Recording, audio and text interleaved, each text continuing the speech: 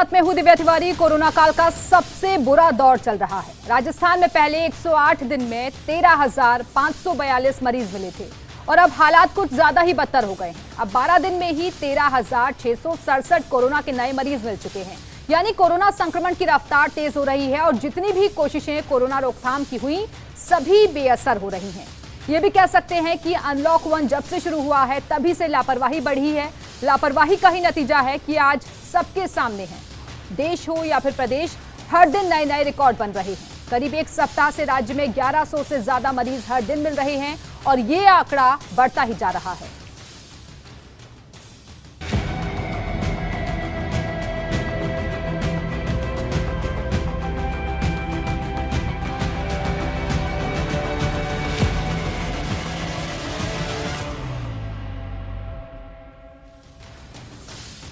तो पहले के मुकाबले कोरोना की रफ्तार 9 गुना तेज हो गई है। हालांकि राहत की बात यह है कि रिकवरी रेट भी बढ़ रहा है और 34,000 से ज्यादा पॉजिटिव रोगी ठीक भी हो चुके हैं।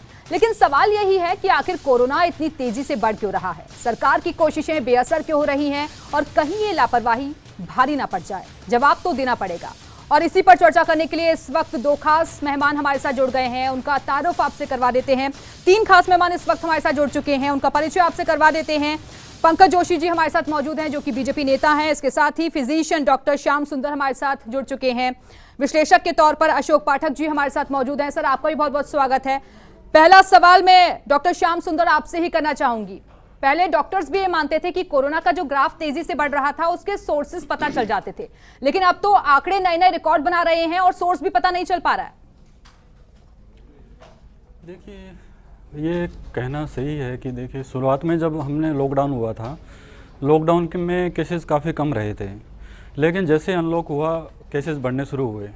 थोड़े केसेस बढ़ना तो देखो अनलॉक के बाद में स्वाभाविक था कि जैसे जैसे लोगों का मूवमेंट बढ़ेगा, टेस्टिंग कैपेसिटी बढ़ी है तो केसेस बढ़ना स्वाभाविक था। लेकिन अभी पिछले कुछ दिनों से हम देख रहे हैं कि जिस हिसाब से केसेस काफ़ी ज़्यादा बढ़ रहे हैं, एक हमारे लिए चिंता का सबब भी है।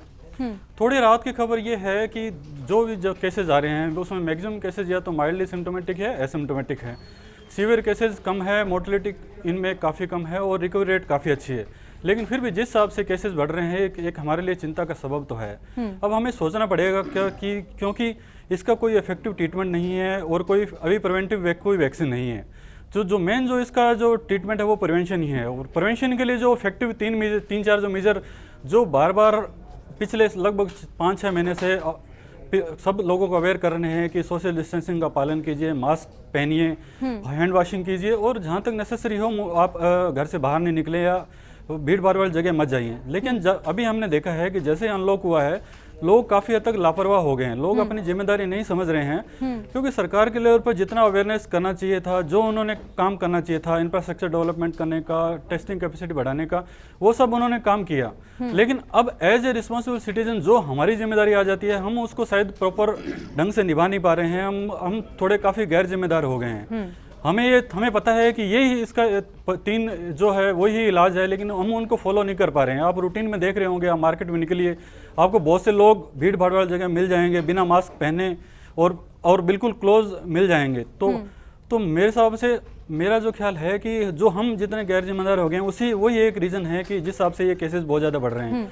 इसमें हम सबको अपनी जिम्मेदारी लेनी पड़ेगी और हम अगर वो जिम्मेदारी नहीं ले रहे हैं तो सरकार को अब हमें अपनी जिम्मेदारी का एहसास करवाना पड़ेगा, शायद सख्ती से थोड़ा इनका पालन कराना पड़ेगा। बिल्कुल। अशोक पाठक जी, मैं आपके पास आना चाहूंगी। क्या आपको भी ये लगता है कि अनलॉक जब से हुआ है तब से स्थितियां और ज्यादा बिगड़ गई हैं, हम और ज्यादा लापरवाह हो गए हैं? लापरवाह तो लोग हुए हैं, लेकिन इसमें सरकार की और प्रशासन की विफलता भी इसके लिए बहुत बड़ी जिम्मेदार है। पहले एसएमएस चिकित्सालय में कोरोना का ट्रीटमेंट किया जाता था। एसएमएस से ले जाकर के आरयूएचएस में एक तरह से वहाँ पर हब बना दिया गया। हब तो बना दिया गया, लेकिन वहाँ एसएमएस जैसी ना तो मेडिकल टीम है, ना वहाँ चिकित्सा उपकरण है, ना चिकित्सा सुविधाएं हैं। हालात वहाँ पर ये हैं कि सीनियर डॉक्टर कोरोना वॉरियर का केवल खिताब ले रहे हैं। प्रैक्टिकल में देखा जाए तो केवल वार्ड बॉय और कंपाउंडर मेडिकल स्टाफ लेवल के व्यक्ति उनका ट्रीटमेंट कर रहे हैं। वो मेडिकल किट पहनते हैं, मेडिकल किट पहन करके एक बार दवाई देने के लिए जाते हैं। जब उन्होंने एक बार दवाई वितरण कर दी, उसके बाद वो मेडिकल किट को उतार करके, पीपी किट को उतार करके और बाहर आकर के अपने रूम में बैठ जाते हैं। उसके बाद कोई पेशेंट को कोई भी तकलीफ हो, सांस की तकलीफ है, वो बिस्तर से नीचे गिर गया है, उसके कोई भी रोने धोने वाला, उसको कोई सुनने वाला नहीं है। कम से कम सरकार को वहाँ पर वार्ड में एक मेडिकल स्टाफ तो बैठना चाहिए, जिससे वो बात रखे कि 50 पेशेंटों की स्थिति क्या है। दूसरा सबसे बड़े कारण क्या है कि जब शुरुआती जांच में ये पता लगता है कि इनमें कुछ लक्षण हैं, तो ऐसी परिस्थिति में उन सारे लोगों को वहाँ पर आइसोलेशन में RUHS में रखा जाता है। माना कि उदाहरण के लिए एक हॉल के अंदर 60 लोगों को आइसोलेशन में रखा गया है। उनका जब मेडिकल के लिए उनका सैंपल ले लिया जाता है उनकी जांच के लिए, और सैंपल का रिजल्ट 3 दिन से 4 दिन में आता है, और तब आकर पता पड़ता है 60 लोगों में से 20 लोग पॉजिटिव हैं। तो लेकिन वो 20 लोगों के पॉजिटिव के कारण वो पूरे के पूरे 60 लोग हैं वो भी कोरोना के ग्रसित बन जाते हैं। तो ये हमारी इसमें भी कोई व्यवस्था में सुधार होना चाहिए। बिल्कुल। और एक और खास मेहमान भी इस वक्त हमारे साथ जुड़ चुके हैं, कांग्रेस नेता स्वर्णिम चतुर्वेदी जी भी हमारे साथ जुड़ गए हैं। सर, आपका बहुत बहुत स्वागत है। सवाल आपसे ही अब कर लेती हूँ कि सरकार बचाने के लिए तो बहुत ज्यादा कोशिशें हो रही हैं और ये कहा जा रहा है कि राज्य सरकार खुद इस वक्त सियासी क्वारंटीन में है। देख रहे हैं आप आंकड़े जो बहुत डराते हैं। देखिए, जब से अनलॉक चालू है, अब अनलॉक 2 की प्रक्रिया है, प्रोडक्शन चालू हो गया, जिम चालू हो गए, सारी चीज़ें, तो ये एक ट्रेंड था। ये केंद्रीय सरकार के स्तर पे भी ये माना गया कि थोड़े से आंकड़े बढ़ेंगे। लेकिन राजस्थान में आप ये देखेंगे कि हमने जितनी भी फैसिलिटीज़ हैं, चिकित्सा जो सुविधाएं हैं, वो किसी व्यक्ति को कम नहीं होने दी हैं, कोई कमी नहीं आने दी है। यहाँ पे 1 लाख बेड हमने चिन्हित कर रखे हैं। अगर जरूरत पड़ी और महामारी फैलती है तो 1 लाख बेड तक आइसोलेशन के लिए हमने चिन्हित कर रखे हैं। दूसरे, आप हॉस्पिटल में फैसिलिटीज देखेंगे, हमने यहाँ पे जो इंजेक्शन जो चाहिए होता है 40,000 सर, गिनवाने को तो बहुत सारी चीजें, मेडिकल फैसिलिटीज हैं, डॉक्टर्स हैं, इक्विपमेंट्स हैं, सब कुछ है, फिर ये आंकड़े क्यों बढ़ रहे हैं?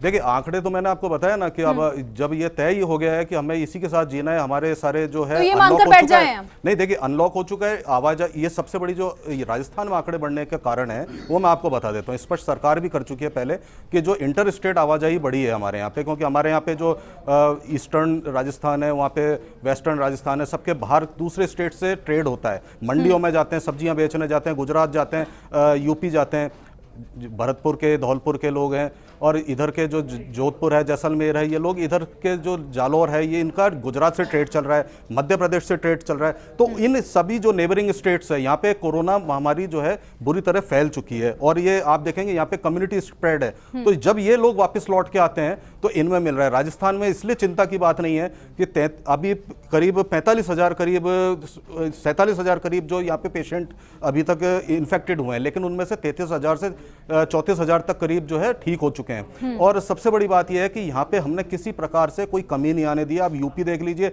आप मध्य प्रदेश देख लीजिए, जो आपके चैनल्स के माध्यम से जो खबरें आती हैं बड़ी भयावह हैं कि उनको बेड्स नहीं मिल रहे हैं, वहाँ पे फेक वेंटिलेटर्स लग रहे हैं। चाहे गुजरात का ही आप उदाहरण ले लीजिए, दिल्ली में देख लीजिए, जहाँ पे लाशें रखने की जगह नहीं मिल रही। राजस्थान में ऐसा नहीं है। राजस्थान में जो सर्वाधिक पेशेंट है, 90% से जो अधिक पेशेंट है, वो है जो एसिम्प्टोमेटिक है। पंकज जोशी जी, सुन रहे हैं आप? स्वर्णिम जी तो कह रहे हैं कि और स्टेट्स के मुकाबले हमारे यहाँ की स्थिति और बेहतर है, और आंकड़े भी आप देखें। मैं फिर आप कहता हूं, स्वर्णिम जी ने खुद ने मान लिया कि देखिए, सरकार ने कहा कि लोग बाहर जा रहे हैं और लोग बाहर से वापस आ रहे हैं और ये आ रहे हैं। ये काम किसका है? एसडीएम क्या कर रहे हैं, तहसीलदार क्या कर रहे हैं, पटवारी क्या कर रहे हैं?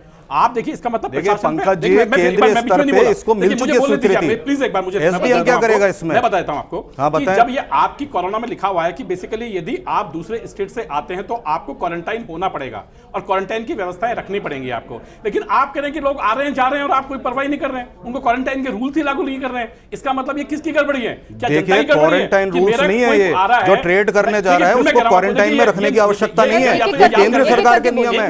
अनलॉक चालू हुआ है, जब आप खुद देखें अनलॉक 2 चालू हो चुका है।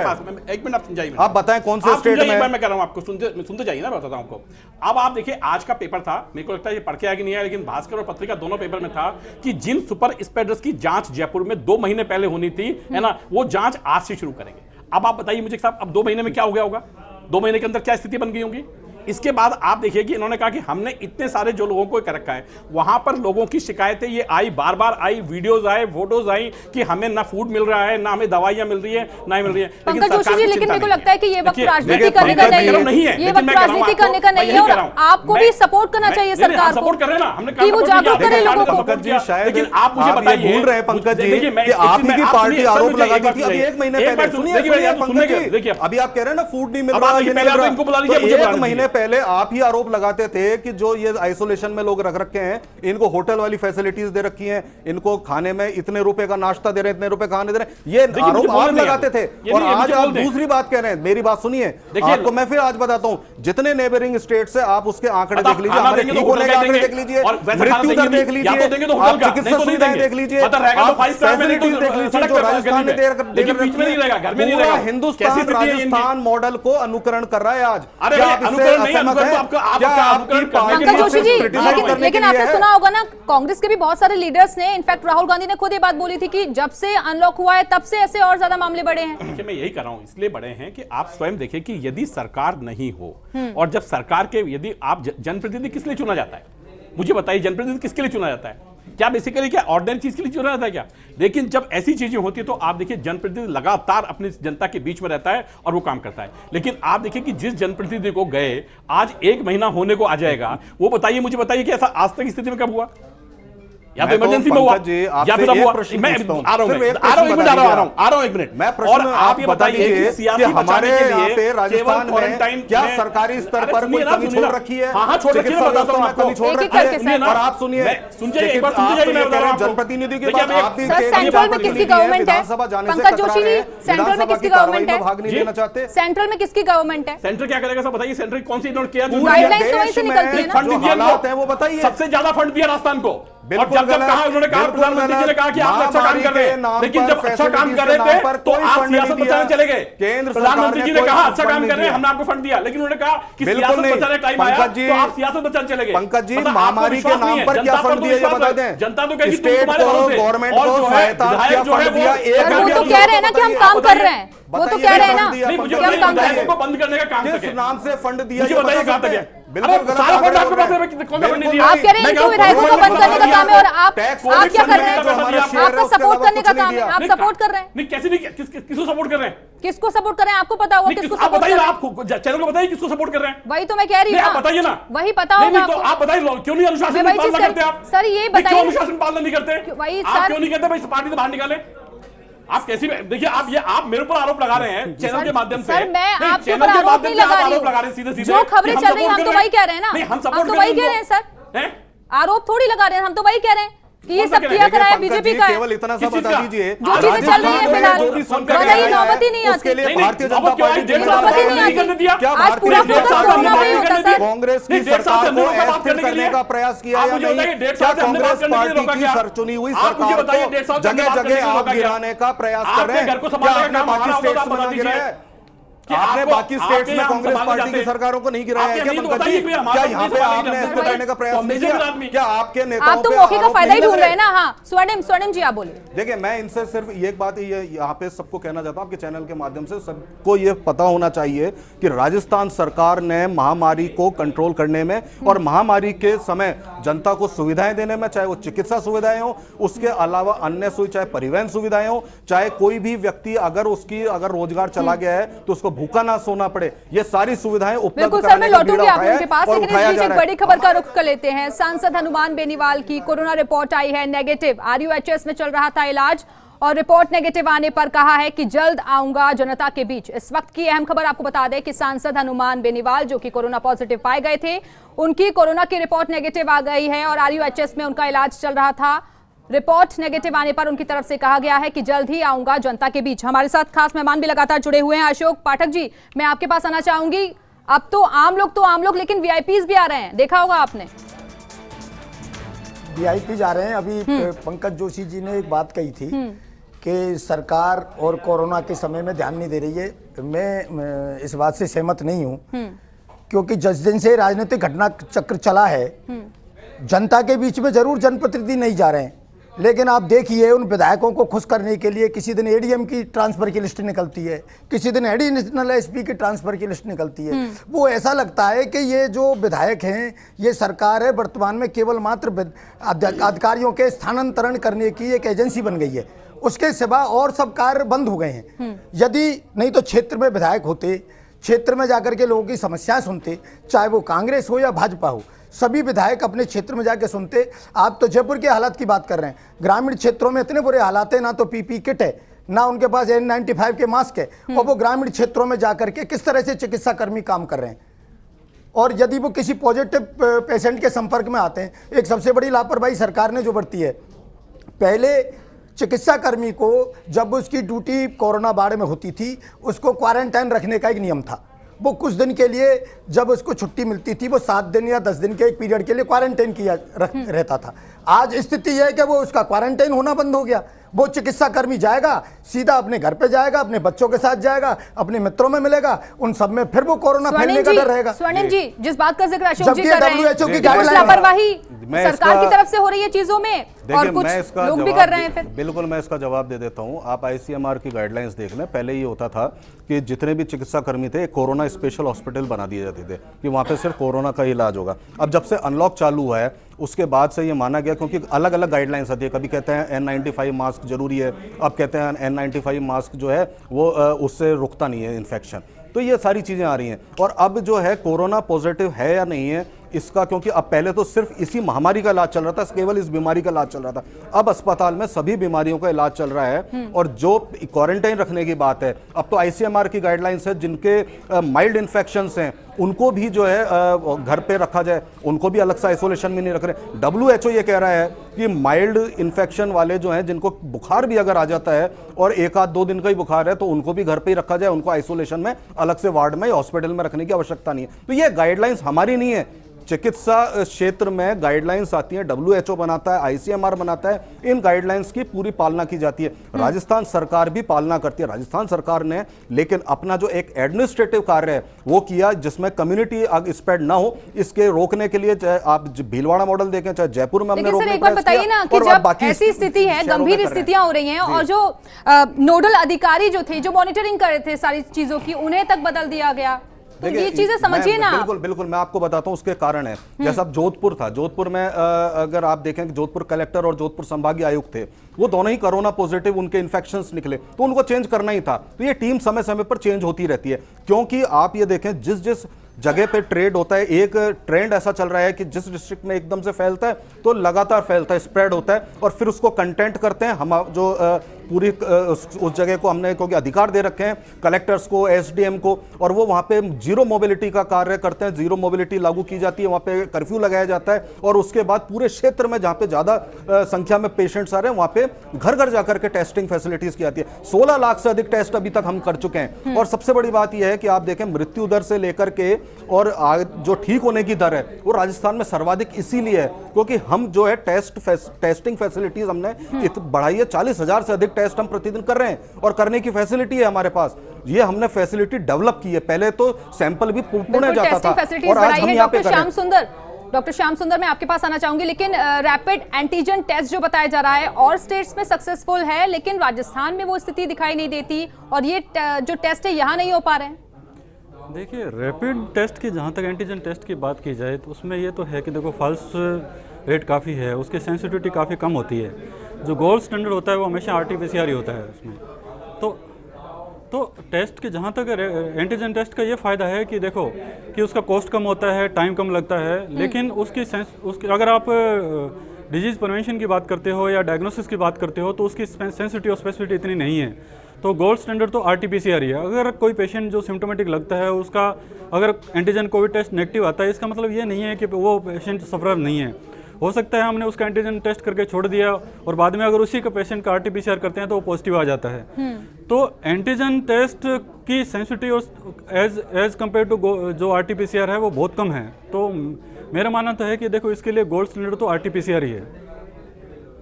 बिल्कुल अशोक जी, लेकिन देखिए WHO की तरफ से भी कहा गया है कि भारत को लंबी लड़ाई लड़नी होगी और कोरोना के इलाज के लिए कोई अचूक उपाय नहीं है, लेकिन अगर ऐसे ही सियासत होती रही तो आंकड़े कैसे कम होंगे? इसमें राजनीति और दलगत भावना को छोड़ करके विशुद्ध मन से हमें कोरोना से लड़ना है, यह विचार करके काम करना चाहिए।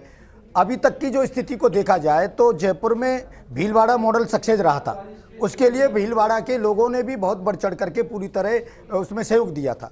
हम जयपुर पे नज़र डालें तो जयपुर में केवल एक क्षेत्र में कोरोना था, लेकिन जयपुर के रामगंज क्षेत्र के पेशेंटों को यदि निम्स में भेज दिया जाता तो वो एक क्षेत्र तक सीमित रहता। वहाँ उनका ट्रीटमेंट भी होता रहता।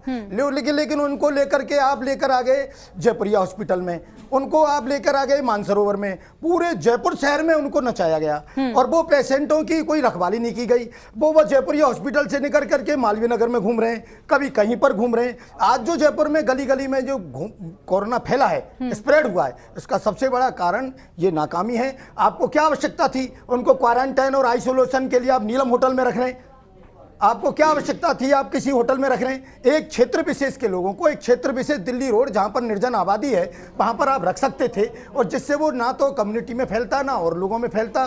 धीरे धीरे करके हम इस पर सफलता पा सकते थे। लेकिन स्थिति ये हो गई कि कुछ दिनों बाद ही आपको मालवीय नगर में, जयपुर के कोने कोने में आपको कोरोना के पेशेंट दिखने लग गए। ये हमारी शुरुआत की नाकामी है, इस पर वास्तव में स्वीकार करना चाहिए। लेकिन वास्तव में फिर बाद में सरकार चेती और सरकार ने पूरी तरह उसको लॉकडाउन किया, कर्फ्यू जैसे हालात किए, जिससे काफी हद तक स्थिति नियंत्रण में हुई। लेकिन जब बाहर से मजदूरों का आना शुरू हुआ, मैं आपसे निवेदन लेकिन अब कई इलाके ऐसे हैं जहां दोबारा से लॉकडाउन कर रहे हैं और जहां से बाहर से जब मजदूर आए तो मजदूर जब रोड पे पैदल जा रहे थे, भारत सरकार कह रही थी कि आप रेल मांगिए, आप उन रेल से, लेकिन वो लोग पैदल आ रहे थे। उनके लिए सरकार, राज्य सरकार और केंद्र सरकार के बीच में उचित तारतम्य नहीं था, जिसके कारण जब वो पैदल आ रहे थे, ना आपका कोई जिलाधिकारी था, ना आपका कोई तहसीलदार था कि रोड पर उनको रोक करके उनको चेक किया जाता, उनकी स्क्रीनिंग की जाती, उनको वहां पे क्वारंटीन किया जाता। वो रोड पे पैदल आते रहे, गांव के गांवों में होकर जाते रहे और कोरोना को तो सवाल यही है कि आखिरकार कोशिशें क्यों हो रही है बेअसर, लापरवाही क्यों आगे बढ़ती ही जा रही है और कहीं ऐसा ना हो कि स्थितियां और भी ज्यादा गंभीर हो जाएं। इसलिए